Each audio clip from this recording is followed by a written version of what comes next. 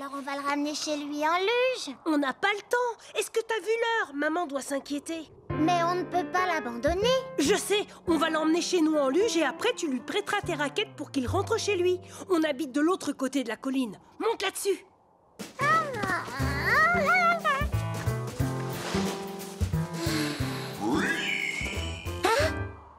C'est exactement le même bruit que tout à l'heure. Ce doit être des jeunes qui font de la luge comme nous. Attention, vous êtes prêts? Accroche-toi bien.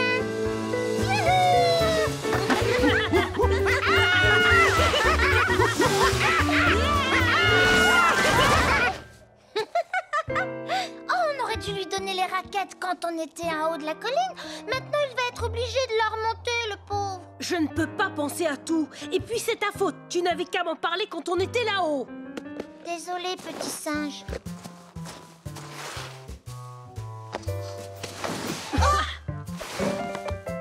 Anne séjour. Au revoir.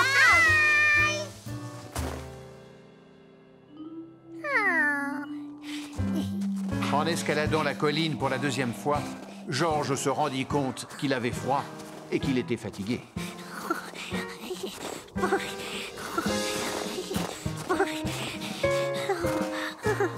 Pour se donner du courage, il pensa à la tasse de chocolat chaud qui l'attendait à la maison.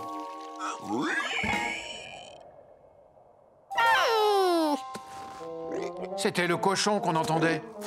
Le pauvre, il avait l'air perdu et frigorifié. Il ne pouvait tout de même pas le laisser tout seul.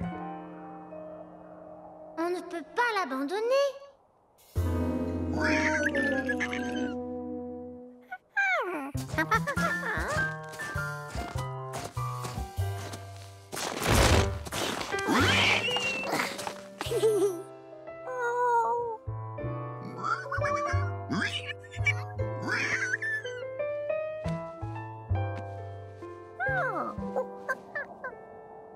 Comment le cochon avait fait pour grimper jusqu'ici? Et maintenant, comment Georges allait faire pour le redescendre? Ce qu'il lui fallait, c'était une luge.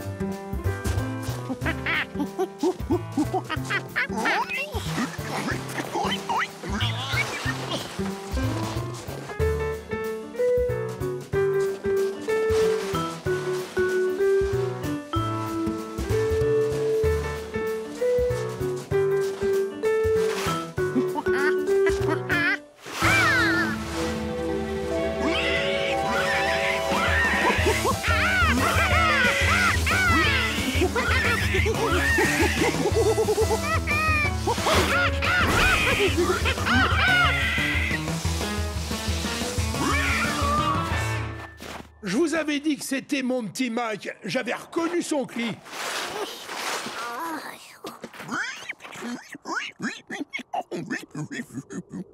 Viens.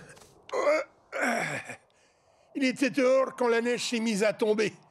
C'était la première fois qu'il en voyait, alors forcément, ça l'a un peu perturbé, le petit chéri. Merci, Georges.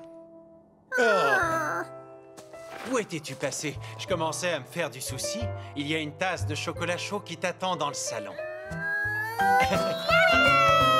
Au revoir et à bientôt. Revenez quand vous voulez.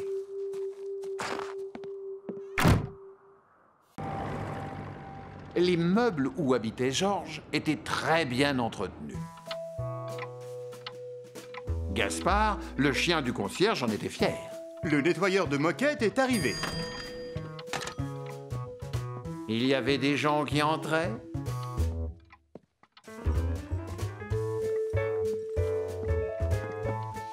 D'autres qui sortaient.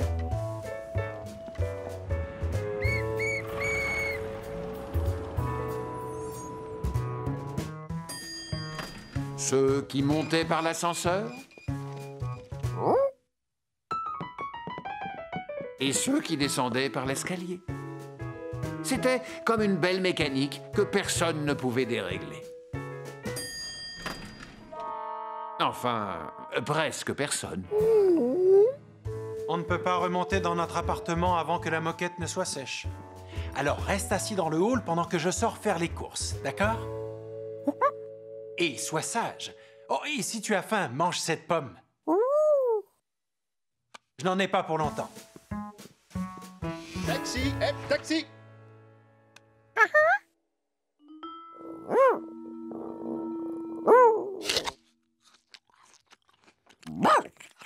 Gaspard n'aimait pas, mais alors pas du tout, qu'on fasse des saletés dans son hall d'entrée.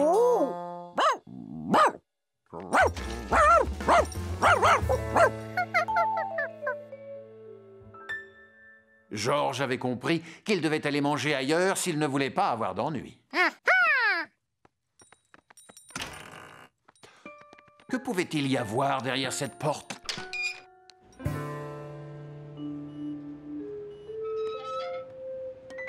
Il n'avait pas le droit de l'ouvrir, c'était une sortie de secours.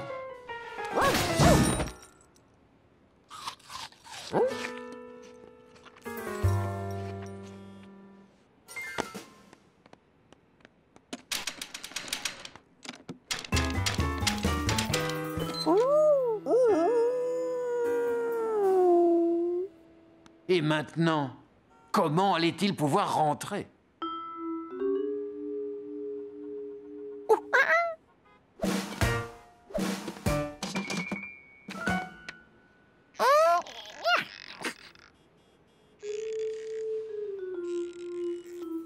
Apparemment, la fenêtre était coincée. Il valait mieux essayer de rentrer dans l'immeuble par un autre chemin.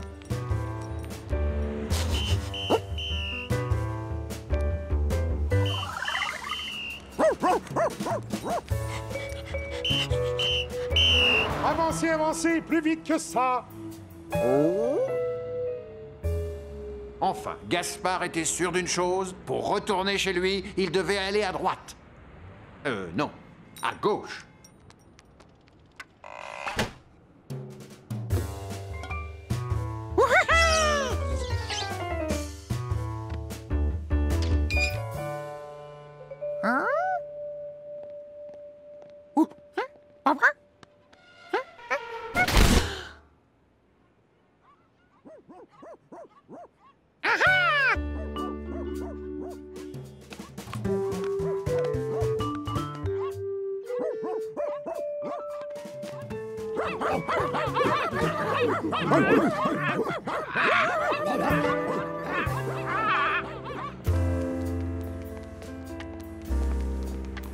Le teckel ne se sentait pas rassuré.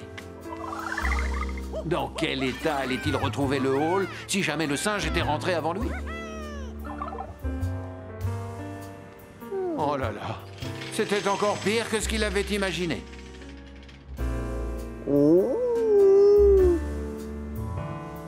Mais pourquoi Gaspard ne reconnaissait-il pas sa rue? Ça voulait dire qu'il s'était perdu, alors.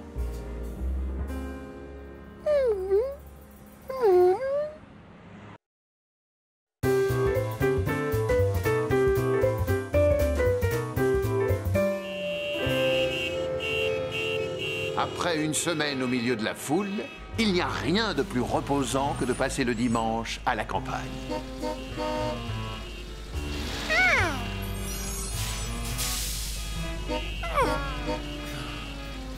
Bon, comment garder son calme dans les embouteillages? En pensant à quelque chose de relaxant comme donner à manger au canard.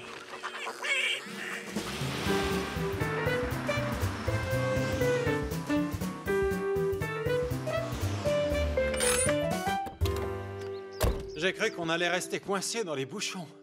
Enfin, la journée n'est pas terminée. Allons nourrir les canards.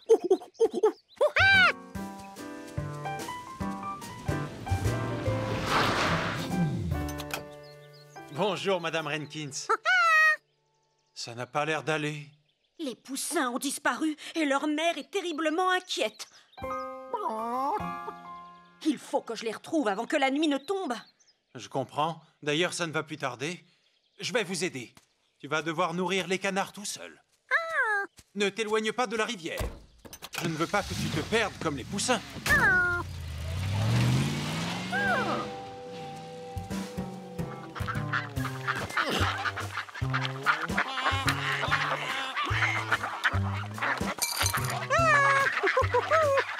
Quand on donne à manger aux canards, on ne pense plus à rien.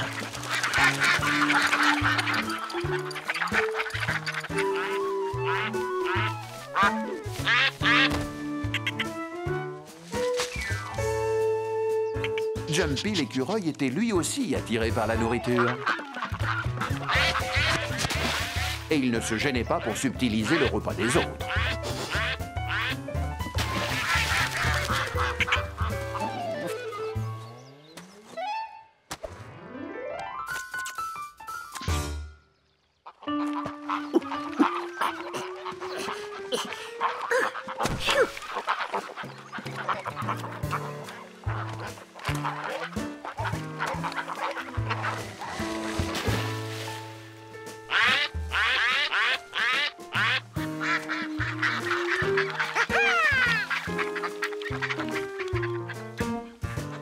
George était tout content.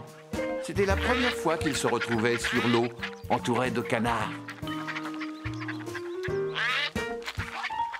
Mais alors, ça voulait dire qu'il avait quitté la rive.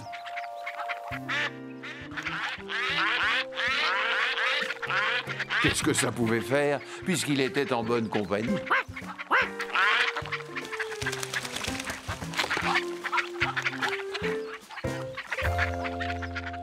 On va longer la barrière pour voir si on ne trouve pas quelque chose. Regardez, ils se sont peut-être échappés par ce trou. Oui. Mais alors, ça veut dire qu'ils peuvent être n'importe où?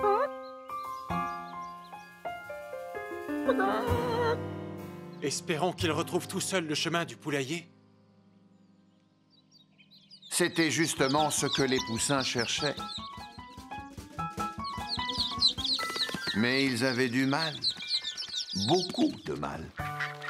Il y en avait un autre qui s'éloignait de chez lui, mais il n'avait pas l'air de s'en préoccuper.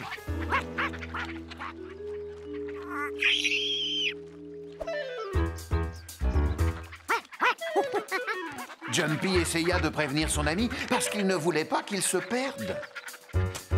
Et surtout avec un sac plein de nourriture.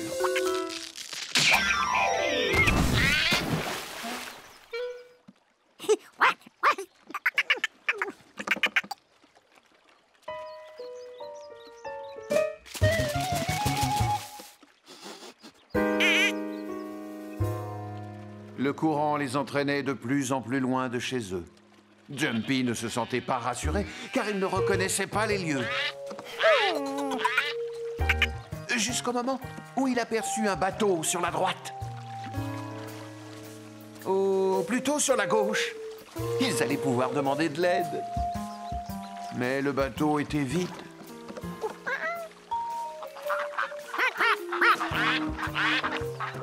Jumpy était désespéré.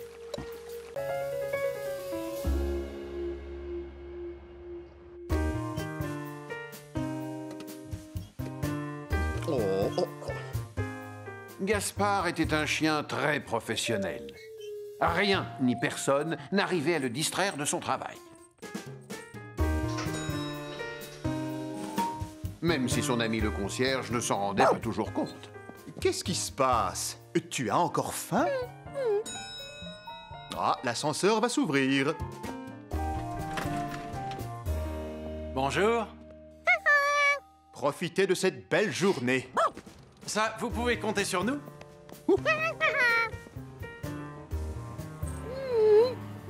Je sais exactement ce que tu es en train de te dire. Gaspard se disait que tout pouvait arriver quand George était dehors. Y compris le pire. Tu te dis, j'aimerais bien un petit biscuit. Heureusement que je lis dans tes pensées. Et lesquels les plus intelligents sont toujours les moins bien compris. George avait hâte de montrer à l'homme au chapeau jaune le travail qu'il avait fait. Il l'emmena donc dans la cuisine du chef Pasghetti. Georges m'a rendu un service énorme en mettant la main à la pâte, surtout pour les ménages.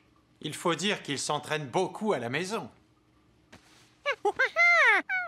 Oh, je suis vraiment désolé, mais je n'ai aucun travail à te donner aujourd'hui. Attends une minute. J'ai un ami qui habite à l'autre bout de la ville qui a justement besoin d'aide. Et je suis sûr que tu t'entendras parfaitement bien avec lui. Dommage que ce soit si loin. Je ne vais pas avoir le temps de t'y conduire. Peut-être une autre fois? Moi, je peux m'en charger, à condition que Georges n'y voit pas d'inconvénient. Visiblement, il est ravi. Tu peux y aller si tu me promets d'être bien sage. L'ami dont je vous parle possède un immeuble ultra moderne et tout en verre. Comme je te l'ai expliqué, j'ai besoin d'un laveur de vitres qui puisse travailler à 100, 150, 200 mètres de haut sans avoir le vertige. Tu crois qu'il en est capable? Bien sûr, ne t'inquiétez pas pour ça. Qu'il grimpe en haut d'un arbre ou au sommet d'une tour, pour lui, c'est du pareil au même. Tu es engagé. Il faut que toutes les vitres soient propres avant 2h15. Ça ira.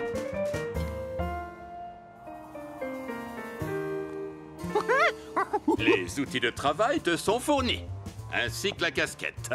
Savoir laver des vitres n'est pas donné à tout le monde. Il a l'air de prendre son travail au sérieux. Ce petit singe me fait bonne impression.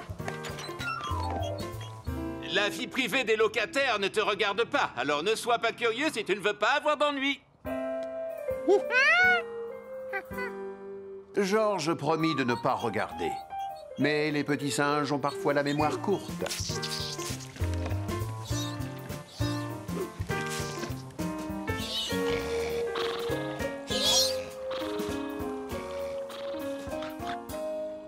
Georges jetait un œil discret par les fenêtres, tout en travaillant sérieusement.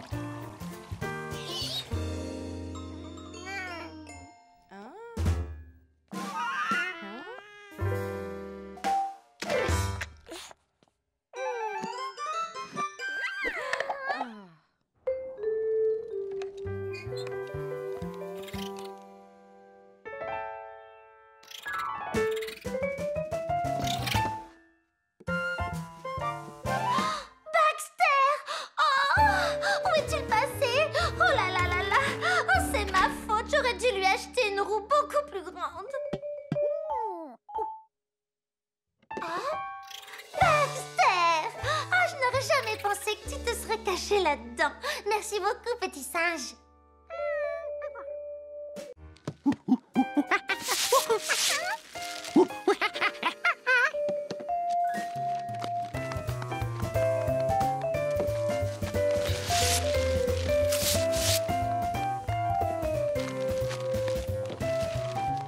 Il doit y avoir une promotion sur les cafetières. C'est la 15e qu'on emballe à la suite. Enfin, te voilà. Je t'ai cherché dans tout le magasin. Quel dommage que Georges ait un pantalon à rapporter. Il aurait bien voulu continuer à déballer les cadeaux.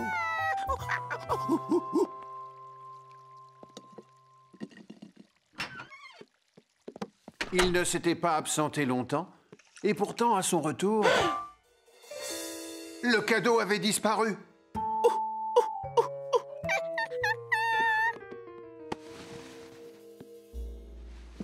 Merci, mon petit Georges, tu es adorable. Oui, je sais, tu te demandes pourquoi le cadeau n'est plus sur la table. Je me suis dit qu'il valait mieux le cacher. Comme ça, tu n'y penseras plus. Au contraire, ça l'avait rendu encore plus curieux.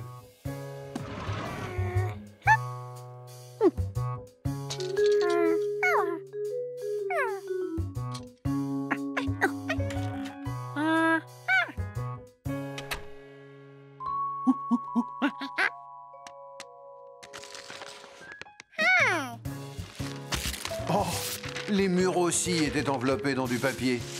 C'était encore plus rigolo à déballer, car il y en avait plusieurs couches. Il y en avait même tellement que ça devait sûrement cacher quelque chose de fabuleux. Oh non!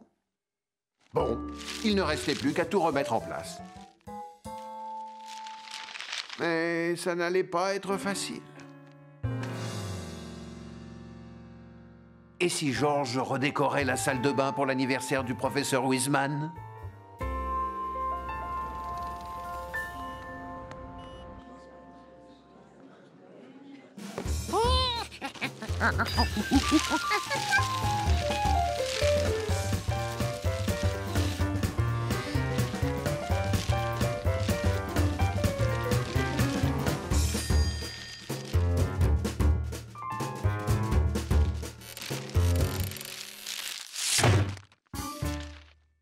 Est-ce que c'est toi, George? Va vite te laver les mains avant l'arrivée du professeur. Oh, et mets le saladier en évidence sur la table.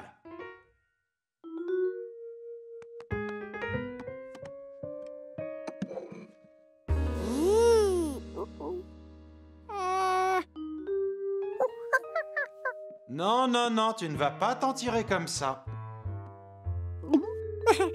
Regarde tes mains. Elles sont encore toutes collantes. Tu ne peux pas... Oh, oh, oh, oh, oh. Qu'est-ce que tu as encore fait? Oh, voilà le professeur Wiseman. Aide-moi à ranger tout ça.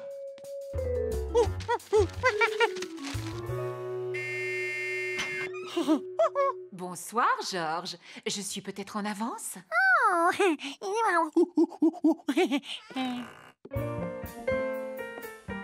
J'arrive tout de suite.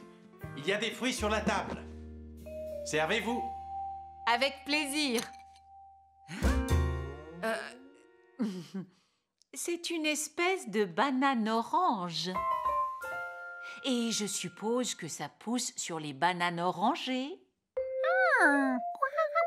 C'est intéressant. Je vais en planter un dans mon jardin. Excusez-moi, professeur, Oh. Bon anniversaire de notre part à tous les deux. Oh, il ne fallait pas, voyons. George, veux-tu m'aider à l'ouvrir?